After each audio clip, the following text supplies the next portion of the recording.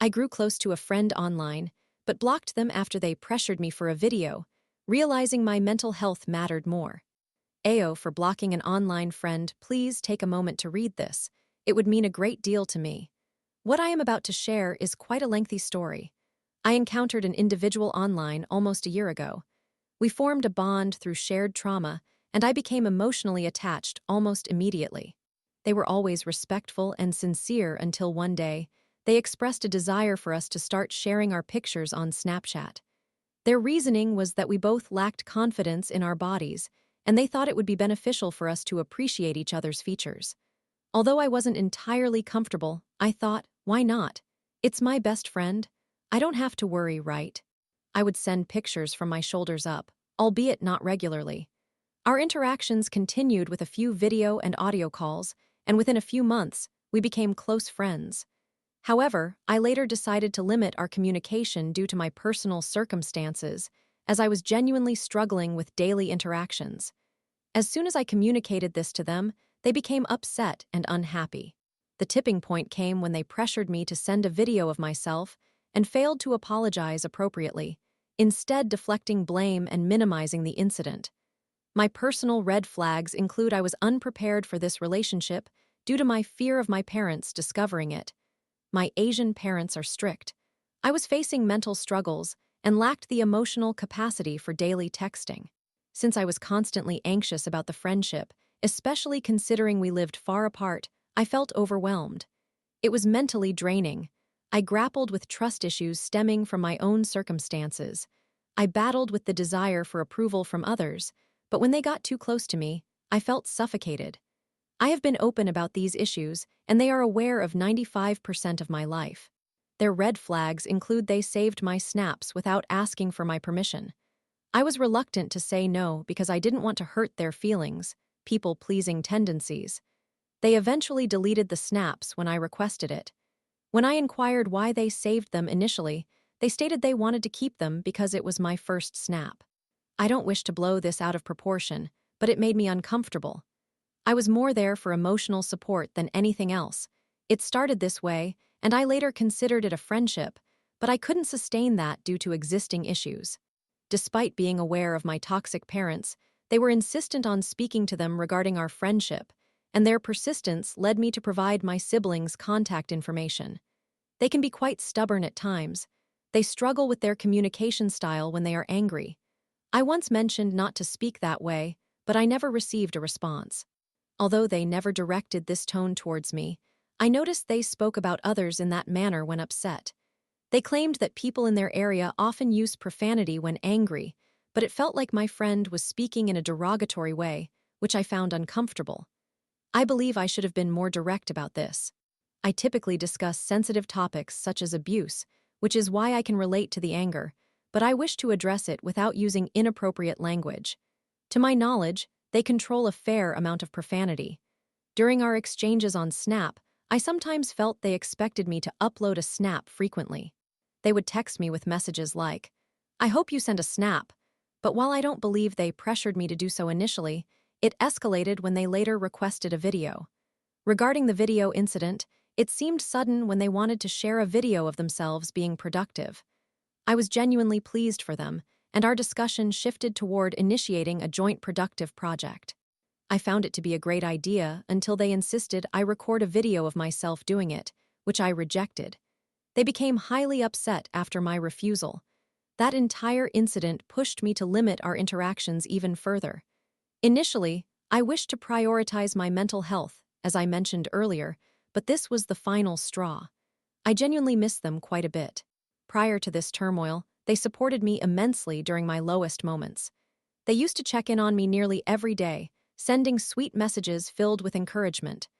The highlight was that they regarded me as their best friend, and I truly appreciated their company. I miss all those moments.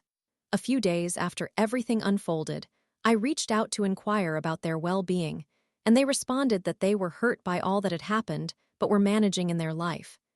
They continue to view the video issue as trivial and evade the responsibility they ought to take for their actions. I conveyed that I was a red flag and that I wouldn't continue our previous interactions because of my personal issues, which upon reflecting, I realize was an attempt to please them. Indeed, my personal problems were a significant obstacle, but their behavior adversely affected me. This is crucial for me.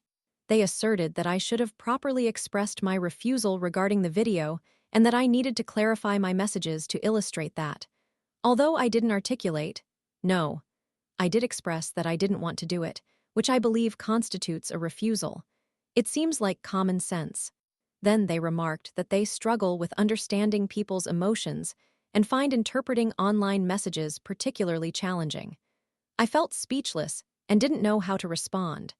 They asked for my assistance in interpreting their feelings when similar situations arise, which I declined. Growing up with a mentally abusive father has made it challenging for me to forgive repeated toxic behaviors.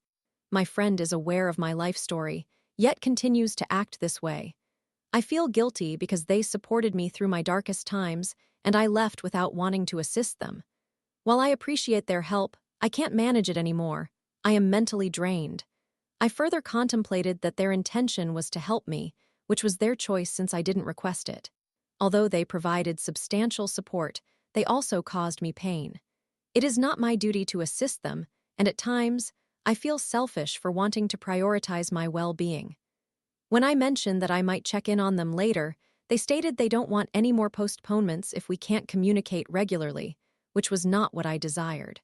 Following everything that transpired, I decided to block them because the situation was unhealthy.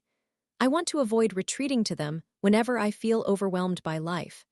I aspire to handle my issues independently, although it would be comforting to have someone alongside me. However, I have recognized that I would prefer solitude over worrying about anyone else's well-being. My thoughts continue to oscillate, to be honest. My greatest fear is surrounding myself with individuals resembling my abusive father. I am apprehensive that I may attract similar people, as I have realized I often forge friendships with those who carry their trauma. I recall primarily connecting with individuals who were isolated in class or considered different. I do not intend to sound disrespectful. I value every remarkable person, yet I acknowledge that I feel myself descending into a negative cycle. Emotionally, I am in turmoil and wish to seek help, but I am unable to afford therapy because my father is inconsistent with his job, occasionally working in real estate as he claims, and I assist with household expenses through my part-time job. I am 20 years old. Is this considered normal? I aspire to save money for my career and related aspirations, but regrettably, I feel unable to do so. I want to know if I should unblock my friend because I ponder whether, in a few years, they will come to understand. Or am I merely falling into the same pattern? I have tried to assist my father many times, only for it to undermine my mental peace. My intention is to maintain a limited connection with my friend until they modify their behaviors, yet I feel guilty for waiting for them to improve rather than helping them, remaining with them until they reach that point. Do I deserve that? They mentioned I have been brought up in conversations with their family. I am uncertain about their sentiments. I feel remorse, yet I don't want to descend into a deep hole. Regarding my father, he will never change, and I will do my utmost to escape whenever I get the chance. Any advice would be greatly appreciated. Thank you for your patience in reading this entirely. Story 2. I hugged a girl in the bathroom, whispered I'd choose her if I was single, then realized I might have crossed a line. What just happened? The past can serve as either a blessing or a burdensome curse. One moment, you may be reflecting on previous experiences, and the next, you might be trying to escape from them. Where is the balance? How can we ensure that the past does not linger? How can we stop it from resurfacing in our thoughts during moments of joy or troubling our minds just before sleep? I am not a mystic, nor do I have any wisdom to impart. However, I have been diligently working on this challenging journey for quite a while. I am in the process of freeing myself from guilt and shame tied to my past, while also retraining my mind to focus on the present. The more effort I put into this endeavor, the more progress I see. But it requires time, commitment, and a few simple shifts in perspective. Once these adjustments are made and practiced consistently, you will find yourself in charge of your life, no longer weighed down by the burdens of former experiences. You will come to appreciate the beauty of each day, viewing your past as a stunning chronicle of a life well lived. Let us explore my journey towards releasing my past. It all started in college. One evening, I was out with my brother, my former romantic interest, and two of her companions. It was a Saturday night in Dallas. My wonderful girlfriend was at a friend's house. She was aware that this night was approaching. I had informed her that my brother Ben was bringing some friends to Dallas. She had no objections. Who would be attending? I mentioned that one of the friends happened to be someone I had previously dated in Chicago. Warning signs. She had been preoccupied with her thoughts the entire week leading up to that night.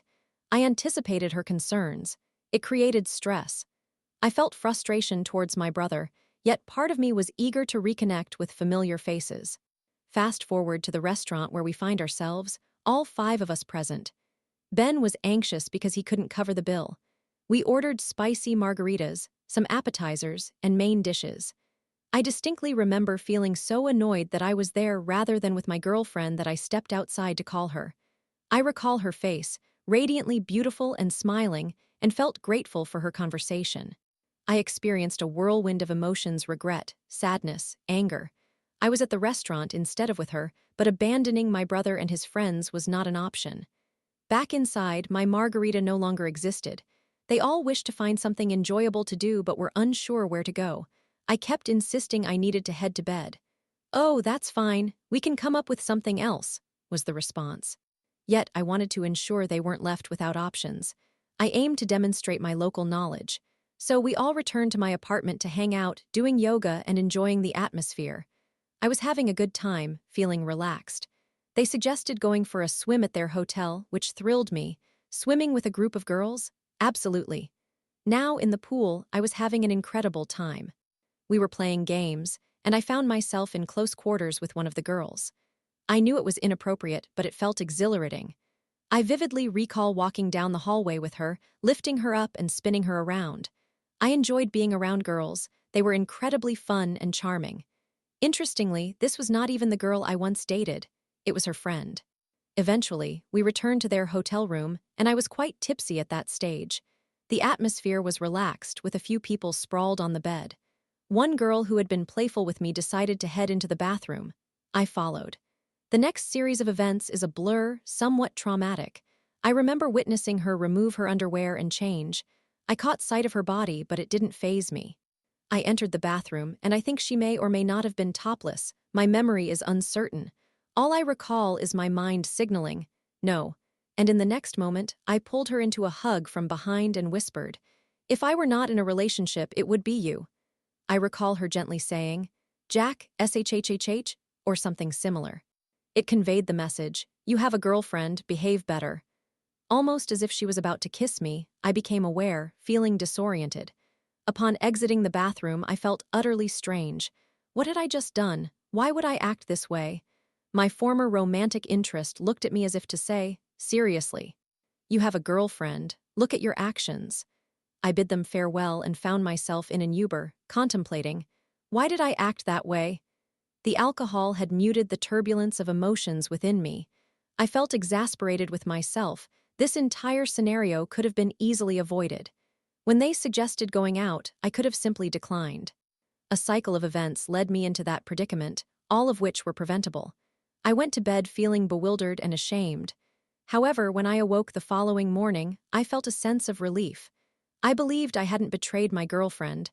I hadn't kissed the girl, nor had I engaged in anything sexual with her. What constitutes cheating? Do you think I was unfaithful? I am uncertain. I definitely had some physical contact with her in the pool, and it felt pleasant. If my girlfriend had witnessed that, she would undoubtedly have been upset.